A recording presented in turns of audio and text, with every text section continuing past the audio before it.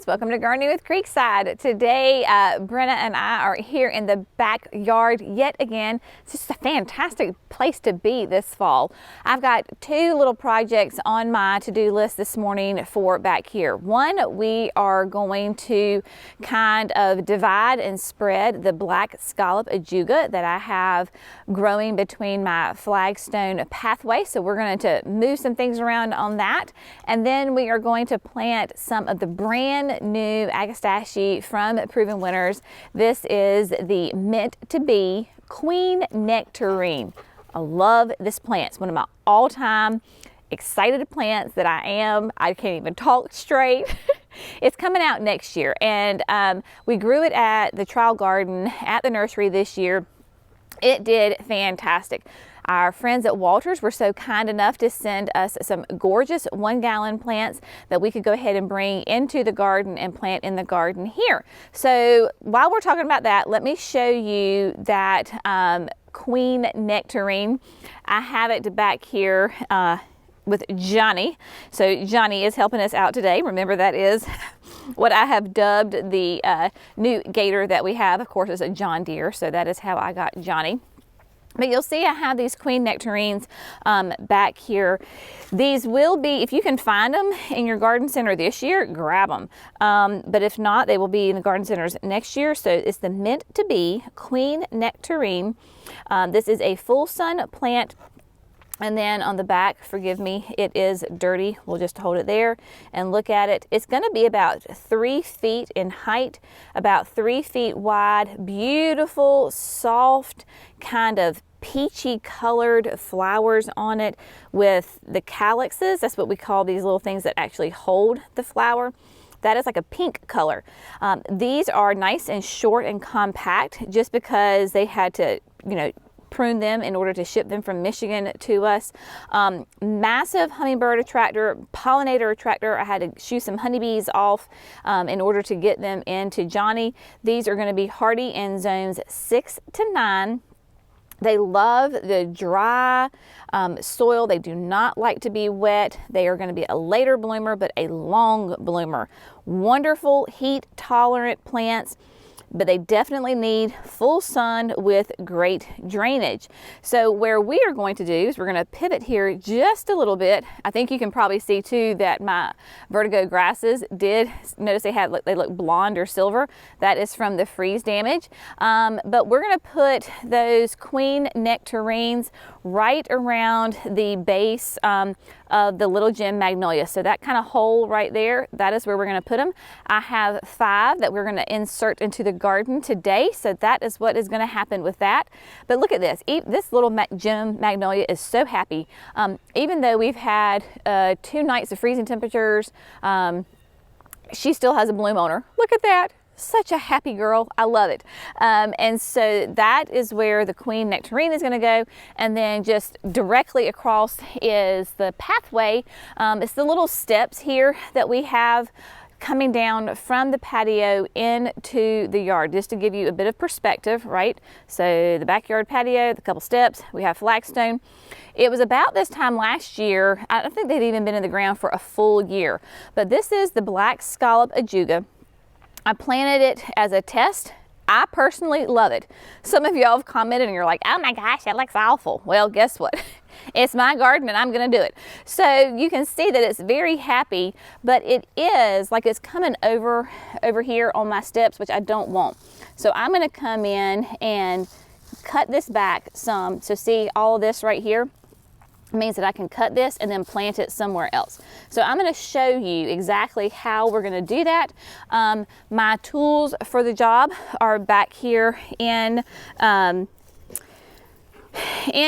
I have got my power planter auger. So currently on the auger, I do have the or the drill rather. I have the auger for the 3-gallon. I'm going to use the 1-gallon for the Queen Nectarines, but for the Ajuga, I'm going to use this one. I believe this is like the 4.5 inch. It is perfect for doing bulbs or like single plantings of like the Proven Winners, like the Grandes, right? Annuals, so small annuals. pansies, violas, bulbs, that kind of thing. So I don't need a massive hole for the Ajuga, so I'm going to use this one. So I'll just have to switch it out. And then back there you'll see I have my biotone, I have my kneeling pad. A couple of you have asked where I got that kneeling pad. It was actually a gift from one of our sweet salespeople, and so they gave it to me. And I do love it because it is super thick and I don't feel anything piercing through to my knees. I have seen them, it's either Gardener's Supply or Kinsman Garden. So check out one of those two websites because they have, and it might be both of them, but that super, super thick, wide pad, it is fantastic. I've had that thing for like, Keith gave it to me 2 or 3 years ago, and I love it. It's wonderful. So what we're going to do is we're going to do the Ajuga first, then we're going to do the Queen Nectarine. So I'm going to get everything set up and I'm going to show you how easy it is to divide your Ajuga if you have it in your garden, and then to spread it out so that it's more even and it looks a little bit more balanced there with the flagstone. Okay, so I put my sunglasses on because you got to protect your eyes, people. It's very bright out here. I am sitting here right in front of the Ajuga, so I'm going to flip the camera around and do my absolute best to show you. What I'm going to do first is I'm just going to kind of do like the assembly line method, and I'm going to go through and trim all the pieces that I want to move. So I'm going to trim everybody first. I have this great little tub here that is wonderful. I love these things. I'm going to throw all of the Ajuga into there. Then I will go back and aug all my little holes.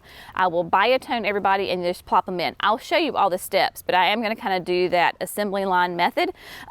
So first, it's really easy. When you look here at the Ajuga, you can see like this is a perfect example. This clump right here is growing on top of my flagstone. So if you lift it up, you will see it has great roots, but it's simply right on top of the stone.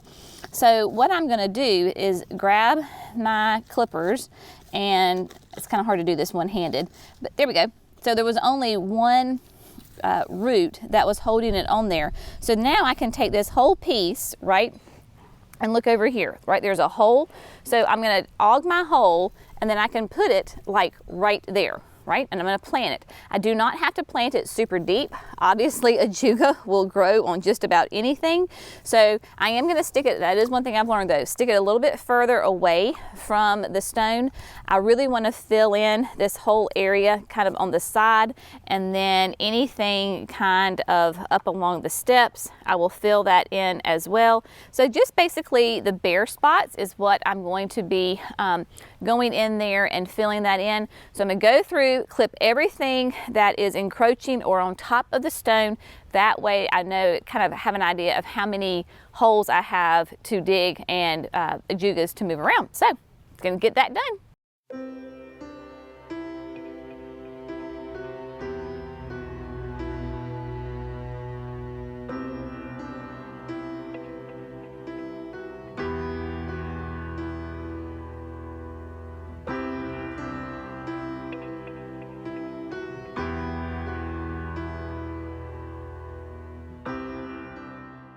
All right, so I got all of the Ajuga cut away from the rocks, the ones that I wanted to. I think, let's see if we can get a nice close-up of that, if that will show. So you can see all of those roots that are on that Ajuga. Basically, I am just going to disturb the soil, pull back the mulch just a little bit, disturb the soil with my auger. I went ahead and switched out to my smaller one. Once I have the soil disturbed, I'll sprinkle just a little bit of biotone to help it get going, plop it down, pretty much just lay it on top of the soil and bring back the soil, and then we'll move on to the next one. So it's just gonna be a lot of using the auger when I can, and I'm probably just gonna go ahead and aug a bunch of different little spots, clean up a little bit different spots, and then if I need to, I can always use my hori-hori in some really tight areas if the auger won't fit. I do know, like running at the base of that very bottom step, we have the electrical line for the landscape lighting, so I will definitely move with caution there because I don't want that to go to get broken. So I'll probably use my hori-hori on that. But yeah, it's gonna be, I mean, it's pretty simple. I mean, you can just cut away and get these pieces. There are some that I was like, I don't know if I got enough roots on that. If I want to, I can just go ahead and plop them in the ground. They'll probably just root in the ground. Ajuga is very, very hardy. We walk on this a lot. I mean, this is not a major high traffic area, but as you can see, I mean, Brenna's walking on it all the time when we come in and out of here, because we'll take her out at night to go to the bathroom out here.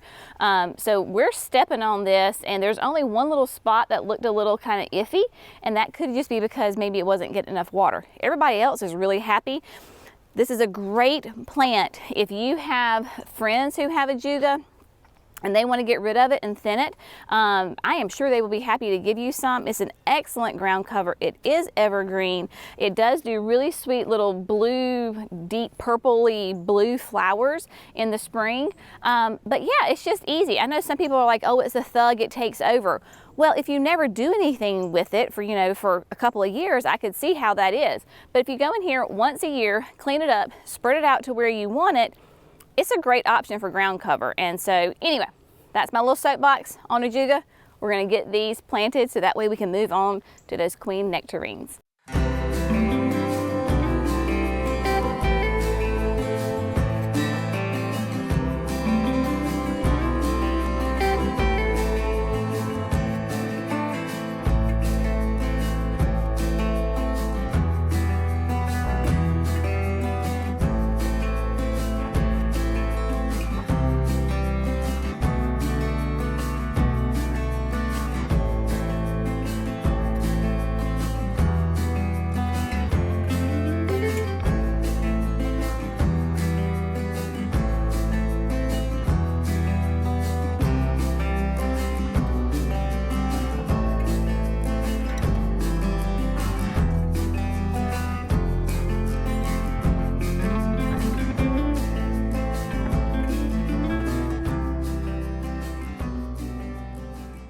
Alrighty, my friends, so the Ajuga has been divided, it has been planted, and it has been well watered. Let me show you how it looks. Now, it's going to be a little bit hard, I think, to see it for right now because, of course, the pieces are pretty tiny. So I'll kind of show you where I filled in.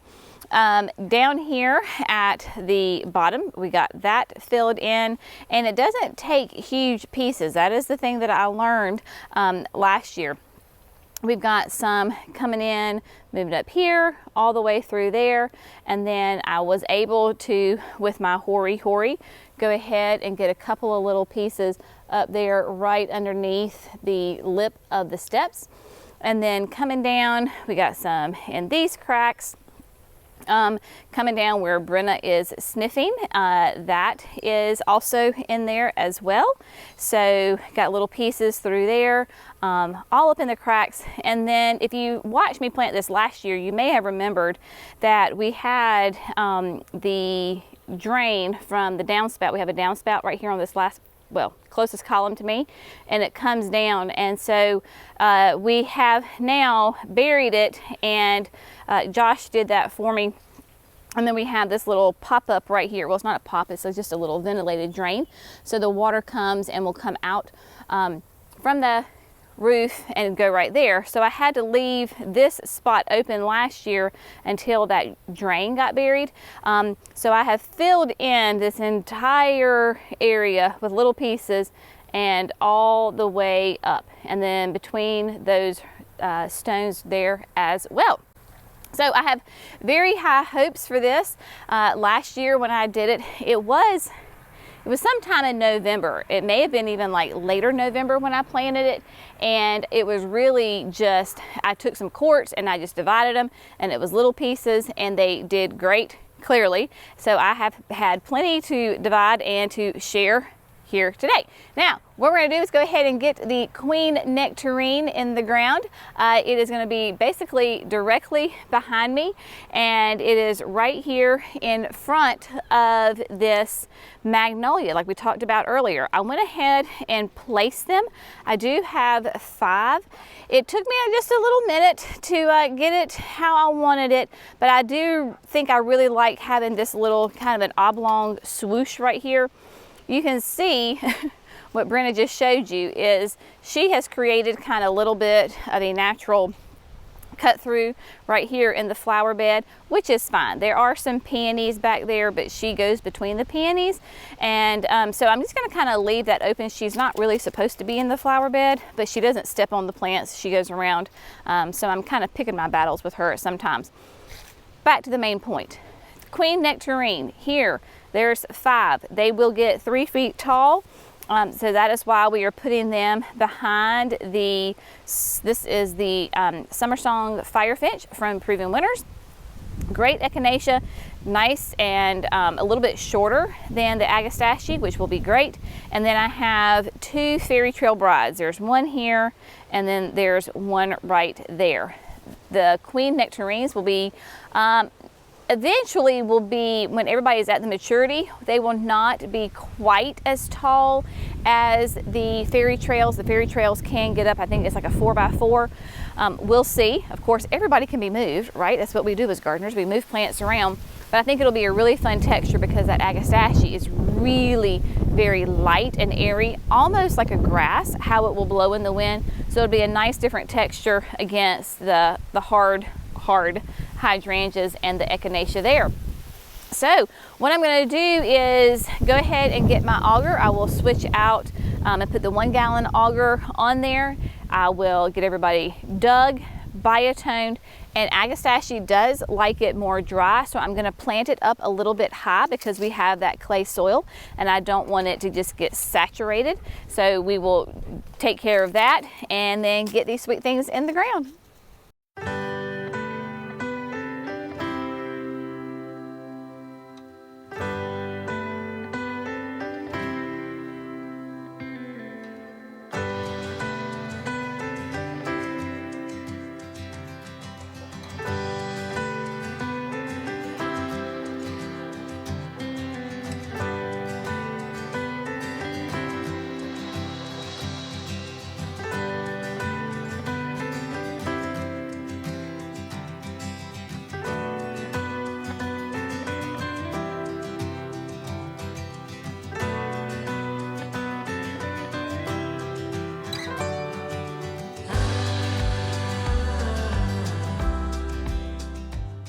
Alrighty, my friends, so we have got those 5 Queen Nectarines in the ground, and I have to say, I really do like where they are.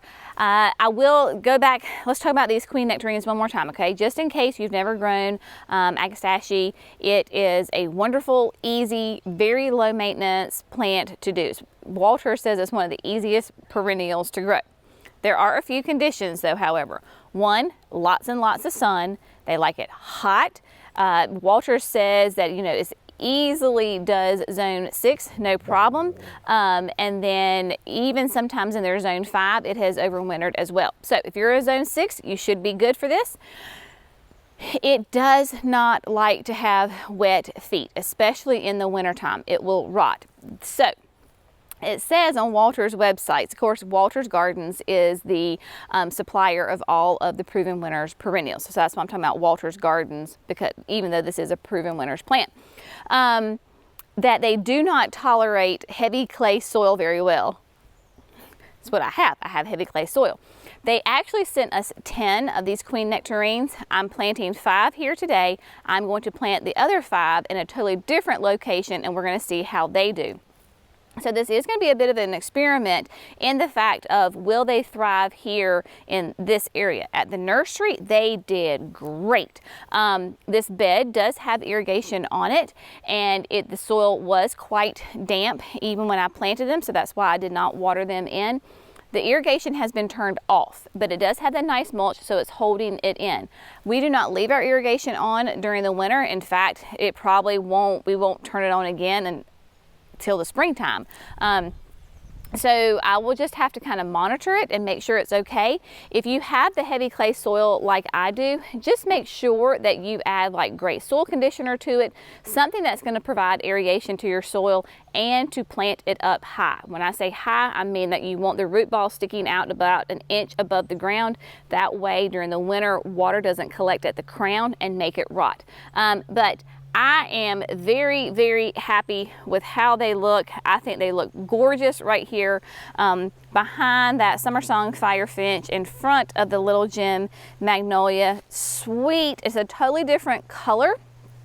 So it will contrast quite nicely off of the Echinacea, but it does go well in the bed. So of course, here is the Queen Nectarine, and then just right on the other side is the Once in a Melon Echinacea, which will have some of those same, yellowish hues to it, as is the Julia Child Rose Tree. She still has a couple little buds on her, but she is doing well. So I think all of this will look very nicely together. Nice, light, airy look will be beautiful. So just get out there in your garden, even though it is the end of October, depending of course where you are. I know some of you, like from your comments, already have like some snow on the ground. Oh, that would hurt my heart, I think, a little bit. But especially if you're in the warmer zones, get out there and enjoy it. This is like the perfect time to be in your garden because it's cool. I mean, yes, it's a little warm today, but I am not complaining. It is fantastic.